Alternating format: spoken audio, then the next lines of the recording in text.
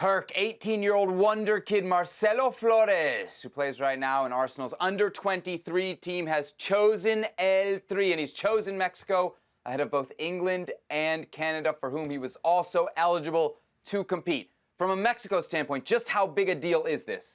Well, it's massive from a Mexican standpoint because this type of player doesn't grow on trees. It's not an everyday player. You don't have the luxury of having a dozen players play in Europe, especially at that age, yet alone at that level, being fast-tracked in the English system and already training with the first team, and yet alone that, already making his national team debut. If we look at the players who have been fast-tracked like that and then made their national team debut, it's Giovanni Dos Santos, Jonah Dos Santos, and Carlos Vela. So he pertains to a very elite group. So from a Mexican standpoint, this is their future.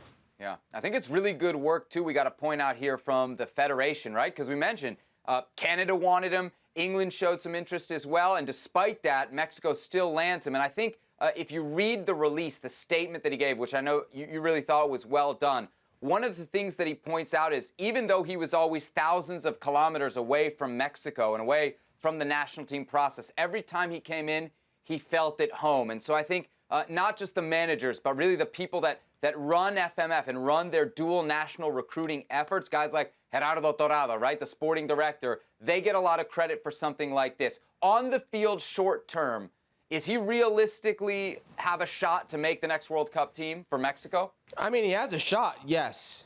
Realistic shot, absolutely. It's an expanded roster, 26 players, so he'll be in or around that conversation. The problem for Marcelo Flores right now is he's 18 years old, hasn't played first-team football, and the short body of work we have seen from him with the Mexican national team, Guatemala, if you will, wasn't exactly a positive performance. He was a little over-anxious.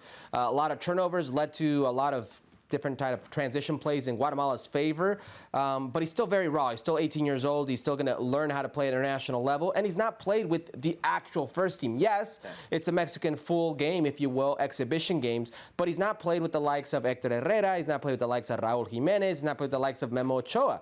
Those are the A games. Once you're in or around that circle, in or around that type of game, then you have a realistic opportunity. Right now, you're just another name out of the bunch. So until he can be there, we can't seriously consider him if he's not a first-team player. So he was on the bench for Arsenal for a Premier League match earlier this year against Crystal Palace. But to your point, he has not debuted for Arsenal's first team. Do you think that he needs to be playing first-team football to even be considered or to make the Mexican national team for the World Cup?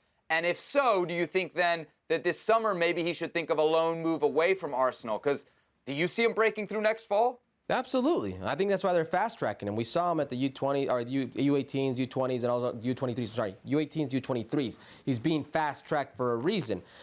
Do I feel he needs to play first-team football? Needs to be an Arsenal player to play with the Mexican national team? No, by no means. But he's a player that I feel will sooner rather than later crack in and get some minutes, maybe get loaned out. We don't know. But I feel it doesn't necessarily have to have that to play for the Mexican national team.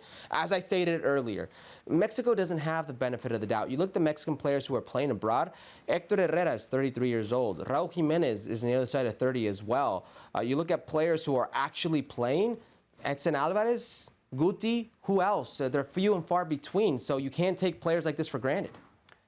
I know we're always loath to make comparisons, but I want to compare Flores to a player because it just keeps coming into the front of my mind. It's a player who I have a very high opinion of, even though he hasn't maybe had the success we thought he would after making the jump from Liga MX to Europe, and that's Diego Lainez. Do you see any similarities between the two, and do you share any of the concerns that we've seen with Lainez unable to break through truly in Europe, that could also happen here with Flores?